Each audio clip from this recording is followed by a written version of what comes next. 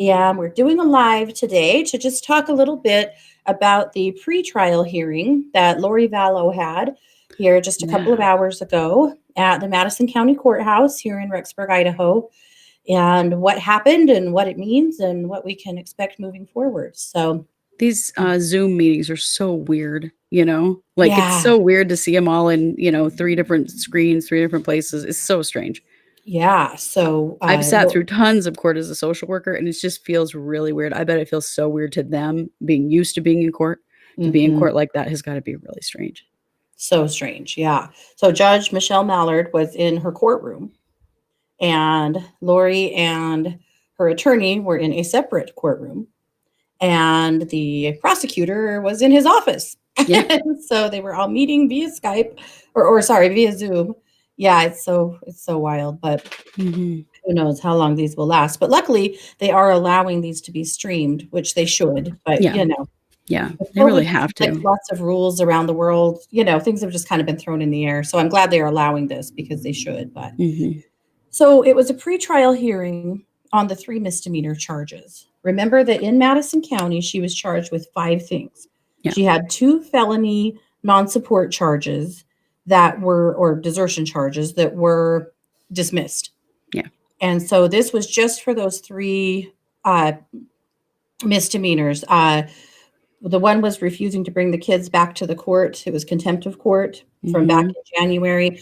One of them was resisting an obstruction for, lying to the police about where the kids were. And help me with the other one. It was, I can't say the word. It was when they asked their friend to lie.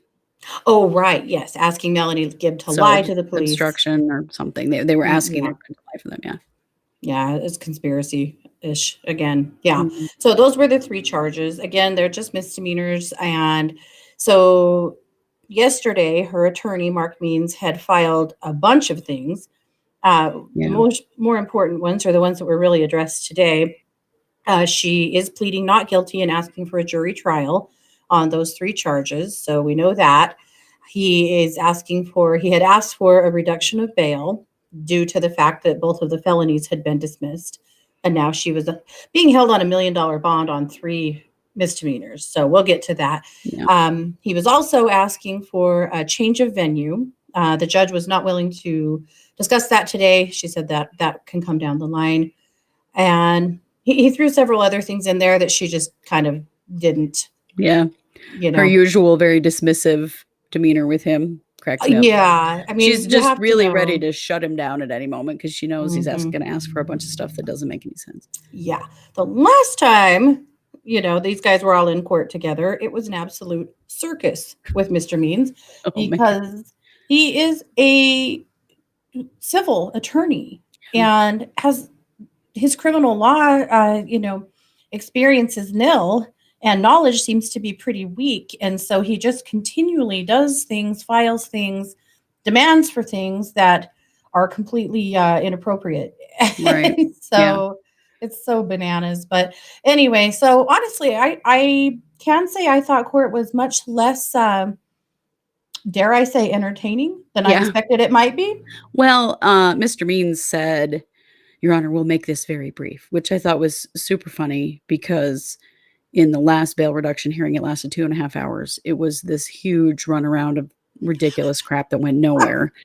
And the attorney and the judge kept referencing this is taking way more time than it needs to. And so this time he made a point of being very succinct and pointing out that he was going to be very succinct.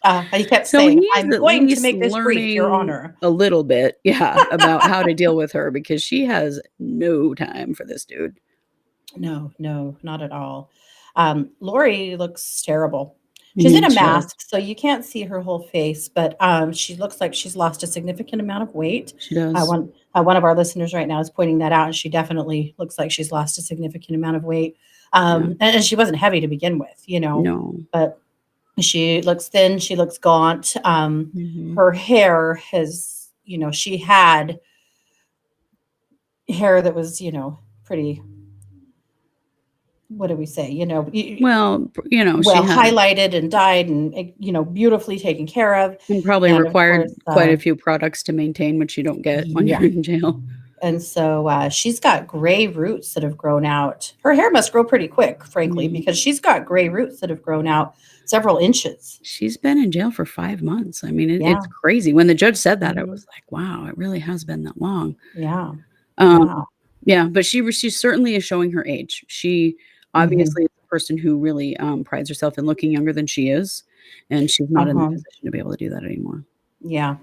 I will say though that the prosecutor made the point of saying her children are dead, her children are deceased, her children were killed. He He used those said phrases it like many times 10 times. It and was there was never a flash of emotion. nothing. Nothing. Yeah. Nothing at all. Just completely That's so deadpan. weird. Like, how can you not at least have some kind of response? But she didn't. Yeah, Nothing. nothing. And Means he really tried to tread around the issue of the dead kids, Yeah. and of course, the prosecutor wasn't having it, and he Mm-mm. blatantly said the words, of course he did, multiple Mhm. times, but I thought her complete lack of response was not a surprise. This is No. Lori we're talking about, but still, as the mother, as a human, we Doesn't all do her still any go, favors, that's for sure. wow. Yeah. So here's basically how it boiled down. The first thing that they were addressing was setting the date for a jury trial. Mhm. And Mr. Means wanted to set the date out by 6 months. Now, Yeah. 6 months for three misdemeanors, what the hell? Yeah, But that's a long time. uh, the prosecutor was actually completely agreed with that. And here's why.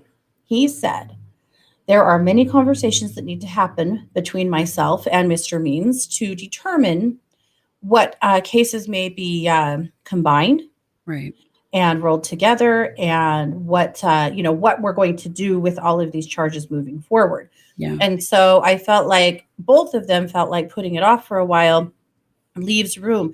So there's all kinds of interesting possibilities. Right. It Right. could be that all of these charges get rolled into something that's Some kind of a all plea together. plea deal potentially that It's also possible, rare but possible, that they could try the two of them together on all of the charges that Lori and Chad have that are identical, which probably won't happen, but actually could, mm, and so pretty there's pretty unlikely to happen, mhm. but, I Yeah, mean, lots of things could change between now and then. yeah. Not only that, in 6 months, we all really still anticipate that there are going to be some kind of murder or conspiracy to commit murder charges coming.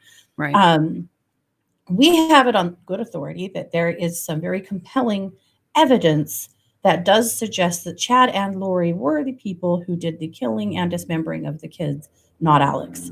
So, not straight up evidence we can share with you guys yet, but it is something that we have been that has been shared with us that I think is really interesting. So, Yeah. I we're going to wait and see, right? It's going to be Mm, interesting to see. So it's possible that by the time they get to the end of January, which is when the trial is set for, is the end of January, right. that these charges won't even be, it won't be Right. relevant I anymore, mean, and if that's they end very up rolling it all possible. together and there's a plea or they roll all the cases into one and try them at the same time, it's 2 different counties, but it's the same prosecutor and he's been Yeah. appointed by the state, and so there's a lot of things that could change for sure. hmm So the big ticket item today that has everybody buzzing, and it's part of the reason we wanted to do a live and talk about it a little bit to help you guys understand why this happened, Yeah. is the bail reduction. So Yes. the bail was set at $1 million when Lori was arrested in Hawaii, and No, that had been 3,000,000. dictated It was 3,000,000 then. 3 million. Yeah, okay, and that was when she was in Hawaii, right? Mhm. And 3 or uh, 5, wait, 3 or 5? mm, it may have been 5. I I think you're think it right. was And then actually they set originally it 5, that's right. down to 1. Mhm. So at any rate, and that was in Hawaii, when she was first arrested, with the intent to, and that had been set by Madison's prosecutors, or that had been Mhm. requested by them to, basically get her in a position where they could extradite her. And then, of course, she Right. was extradited. So that's when the first bond was set. They actually did try to challenge that in Hawaii. They were shot down. They Mhm. came back to Idaho, and it was set at 1 million. And then they tried to challenge it again with a new judge, Michelle Mallard, who also held it at 1 million. And Right. if you guys remember that, there were some big missteps by the defense attorney at that point, by Yeah. Mr. Means. Yeah. that Judge Michelle Mallard made very clear, that he had basically done this all wrong. Right. But that's fine. So it was $1 million. So now they had removed both of the felonies. Why? Well, the felonies were for desertion and non-support of the children. Well, how do you make those stick when the kids were dead? Right. You know, you Yeah. can't really have it both ways. You can't charge her and convict her of desertion and non-support and then also go for murder. Yeah, Those it's really things just paving the way for murder conflict. charges. Yeah. So they had to reduce those or dismiss those, and we anticipated that they would, though that really, really upset people around here that they Yeah. did that. But that's why they did that. They had to. Mhm. So Yeah, now legally. Mr. Means, is saying he actually said today that his client has been a model prisoner, guys. A model prisoner. She's alone in her wing, so unless she's gonna fight with herself or the guards, I don't know how she couldn't be a model prisoner. I thought that was really funny. Totally. And so irrelevant, So irrelevant. because everybody's going, yeah, no, she's still the bitch we thought she was. Well, her Yeah, kids are still dead, so, that was pretty much what the prosecutor said, so totally. So his argument basically was the punishment doesn't fit the crime. The bail is much too high for 3 misdemeanors and that are punishable by like a few years in jail. And it's not huge. yeah, And a $2,500 fine. And so right. he asked that the bail be reduced to $100,000. Yep. So the prosecutor came back and said basically, dead kids, other charges, all the things you would assume he would say in this Mhm. situation, Yeah, and we agree that it should be reduced. We would like to see it reduced to $250,000. So an interesting thing about court today is that the prosecutor opened the door to argue, for the bail reduction today. The judge easily could have set that for a later date. yeah. I felt like the prosecutor called, Mark Means on the carpet and was like, "Hey, I'm ready today. You want Mhm. to do it today? Let's do it today." And Means was like, "Yeah, okay, let's do it today." Well, the judge had not anticipated that would happen today. She actually had to call for a recess so that she could get her notes about what happened last time, as if she had forgotten. Right. No way she forgot this hearing. No one can I No, will never forget this hearing. ain't nobody forgot that. That'll go down in her top 10, I'm sure, but I'll bet. however, she, is a absolute professional. She called for a recess, spent 5 or 10 minutes finding her notes, going through them about where we had already been on the bail, Mhm. and listened to both of their arguments. She was very precise in discussing very specific Idaho statutes and mandates and what she needed to consider. And Mhm. at the end of the day, she reduced the bail down to $50,000 per charge, which is $150,000. Yeah. What that would mean if Lori were to bail out, she will not be able to get a bail bondsman because she already has $1 million bond on the other charges in Fremont County. So Right. nobody's going to bond her out. So she would have No. to come up with all of that in Yeah, order to she's not bond out. going anywhere. People kind of freaked No, out locally on local news and stuff, and she's not going anywhere. I mean, these were 2 yeah. separate $1 million bonds. She really had $2 million in bond. $2 million bonds. And I'm seeing a lot of people right now, like on Facebook and stuff, super upset and confused. So we wanted to make this really clear. Yeah. Her charges are in 2 different counties. Okay. The first charge and the first $1 million bond is in Madison County where she's being held. The Mhm. second charge is $1 million for those other 2 for the conspiracy charges in Fremont County, a neighboring county. Yeah. Okay. So now Madison has released her down. That bond is now 150,000 total. Yeah. Again, no bail bondsman would pay that. She would have to pay the whole thing herself. Right. If she paid it, which she won't, she doesn't have it, but if she paid it, then she would be released into Fremont County's custody. Yeah. Well, here's the rub. Fremont County does not have a women's facility. Remember, very rural, very small, tiny jails. Guess where their women's facility is? Ding, ding, ding. Madison. So Madison County she Jail. wouldn't even So, set 1 foot outside the jail, even if she were to bond on the 150,000. She's right. going nowhere. It would be an enormous waste of $150,000, which she needs to pay her attorney. One thing that Mark Means said in the hearing today is that Miss Daybell, it's killing me that they all call her Miss Daybell, and she asked to be called Mrs. Daybell, and I just think it's just a little itty bitty, Well, her attorney does it too, though. I mean, everyone. Yeah, isn't He it says funny? that Miss as well. It's just I don't know. Yeah, I don't know why it cracks me up. It just does. But anyway, he indicated that Miss Daybell is running short on funds. Yeah, I bet Really? she is, considering that her But cash cow is in the Fremont County Jail. right, I think that's because Mr. Daybell is running short on funds. Yeah, But yeah. at any rate, so that's what happened, is that but that's what would happen if she bonded out. She wouldn't see the light of day and she wouldn't move facilities No. because she is in the very place that Fremont sends their female prisoners. So there's really it's just not happening. It's just procedural. It's just what the judge has to do legally. And honestly, it's a good thing because it Mhm. would be seen as violating her rights to hold her in Right. Madison on $1 million bond for 3 misdemeanors. I mean, they have to follow procedure and the rules, particularly because we want to make sure that she is viewed as getting a fair trial.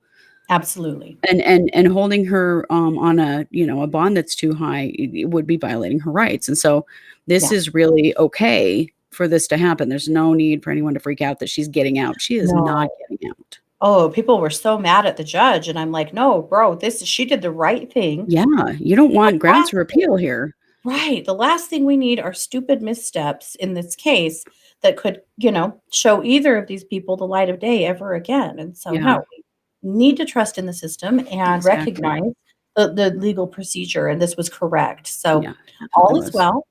Miss Daybell is not going anywhere. Yeah. She still have 3 hots and a cot at the Madison County Jail. Yes, she Now, is.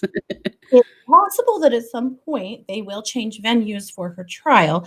Her Mhm. attorney doesn't really think that she can get a fair trial in Madison County, and he's probably not wrong, Yeah. but the judge didn't even want to talk about that today, and I think that's No. probably because she knows damn well this probably isn't even gonna happen, you know? No, yeah, I'll until go they really know what charges are gonna get combined and Mhm. when this, because it's all gonna go to trial at the same time. I really Yeah, think it will. It'll all get combined and then they probably will change venues. I mean, I would think mhm. that's probably the smart thing to do.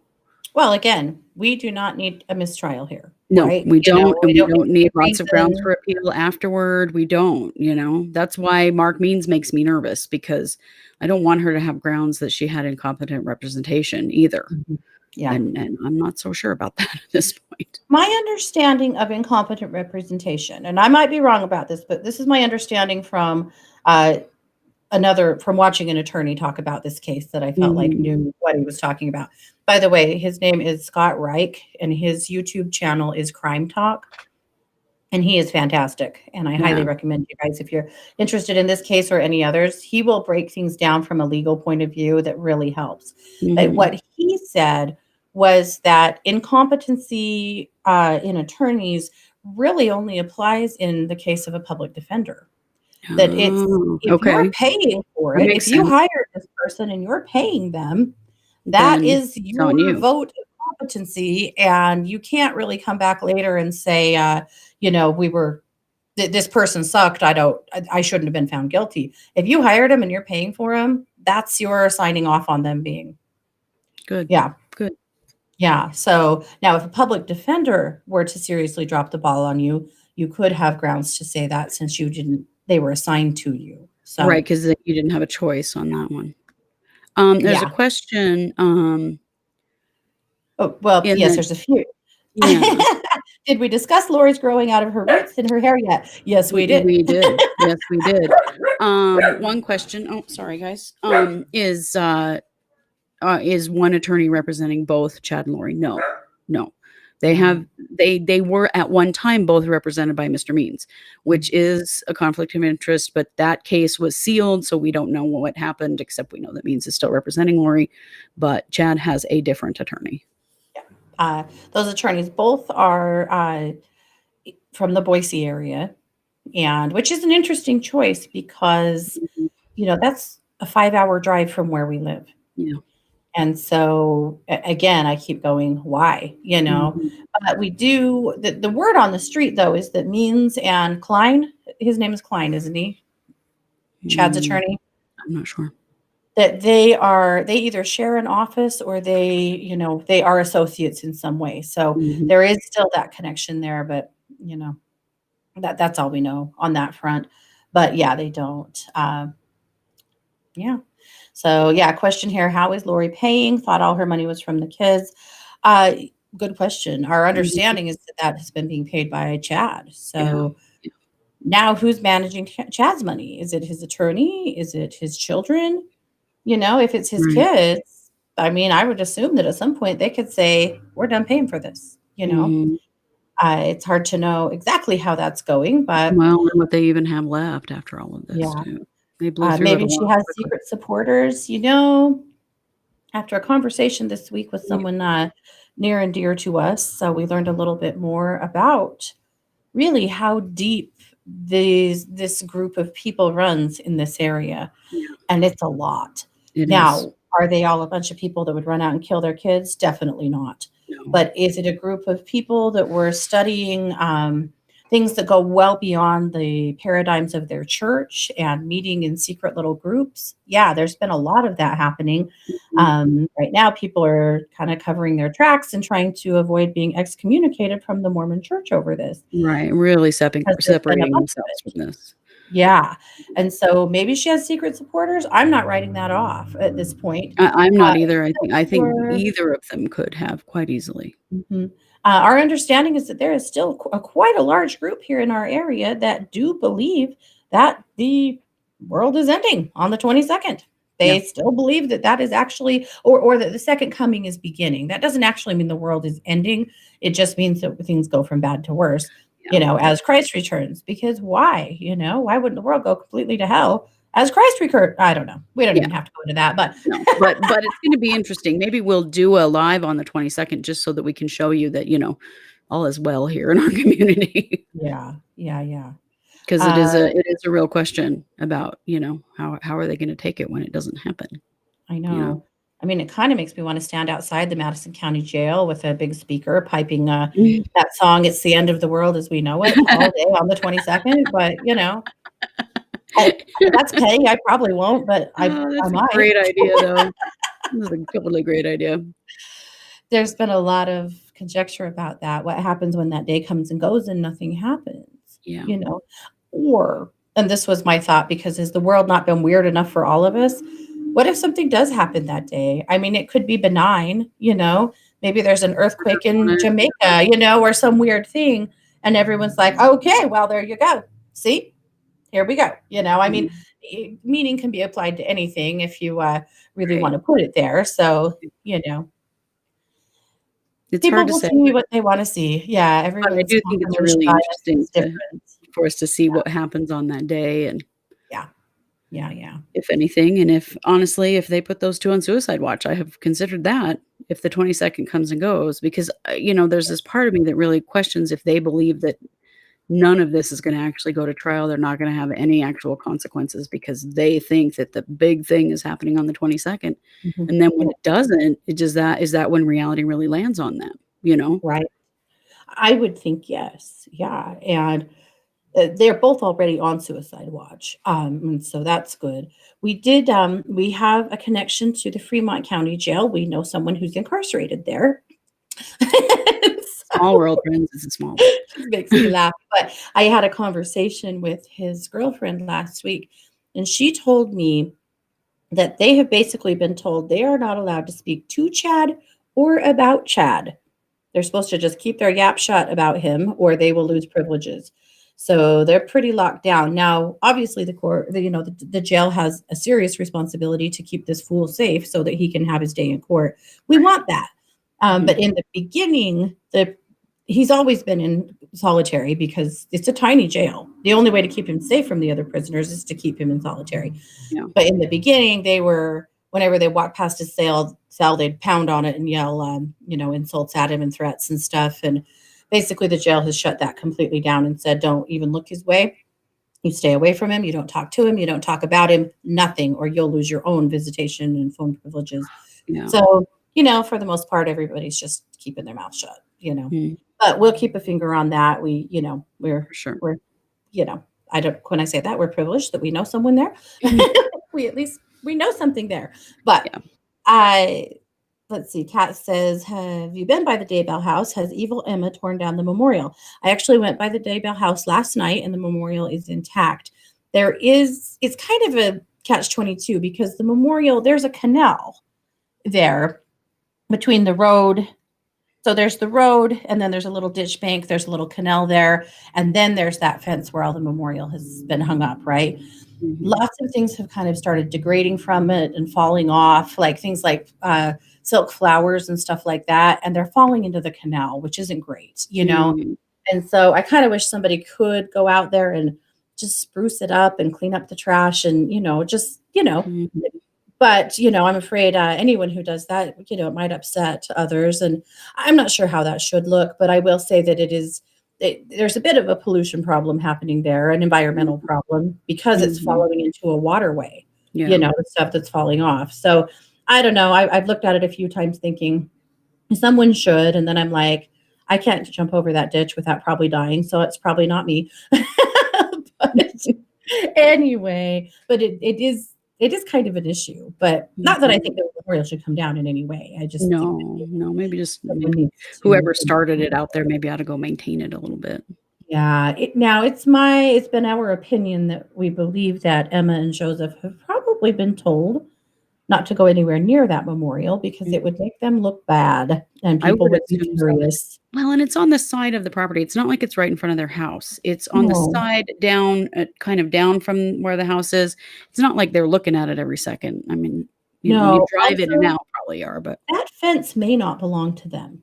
yeah, that's true. It's possible that the fence actually belongs to the canal company. Mhm. So in rural areas like ours, most of like the ditches and canals, that is property that is owned by and maintained by the canal companies who, are in charge of all the irrigating and all of the water and the way it moves through all of the farms. Right. And it's possible that that fence doesn't even belong to the Daybells, that it belongs to the canal company, and they'd be the ones Yeah. that would have any say in what happens to all that stuff. Right, I don't right. know that for sure, but it is a possibility. Yeah, out there in that area particularly, I think that's more Mhm. likely. We could probably actually find that out. We know Mm, the we water do. master We out there. actually do know a water master out there. Hmm. Yeah. A water master, guys, now that's a Mhm. thing. That is a thing. That is a Actually, we'll very ask. thing.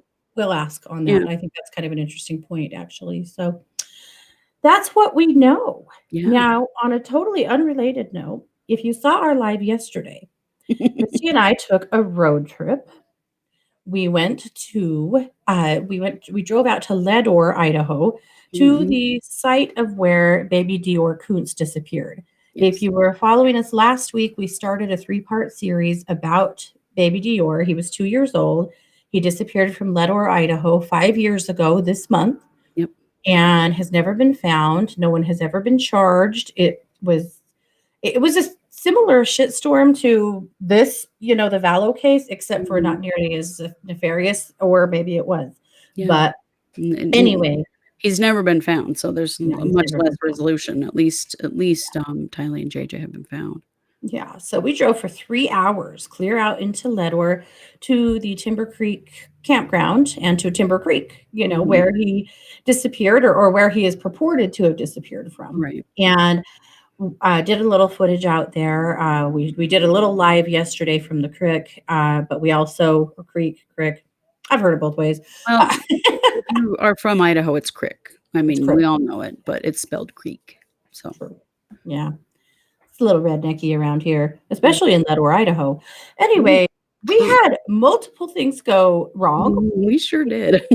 We had quite the adventure yesterday. I'm not going to share it right now because we're going to share it in our video that will Yeah. come out on Monday. But We do have a pretty good story for you, though. Besides the story about Dior, which is a great story, we're taking, uh, going further with that, but we have a pretty good story about just the stuff that happened to us while we were out there. yeah, the shenanigans and unexpected things that happened to us on our little road trip are hilarious. So Mhm. anyway, we'll share them. So definitely watch for that video. Yeah. Besides the really good stuff we're bringing you about Little Dior, Mhm. we'll do a 10-minute synopsis of our trip Yeah, because you're going to want to hear you will. it. But so that's what we have. Anything you want to add before we go? No, I think that's good. I think we just, that these were expected moves with Lori Yeah. and no worries. She's not getting out. This is Yeah. all the way things should be happening. We want the legal system to work, and we Yep. want it to work fairly because that's how you really get justice. Yeah.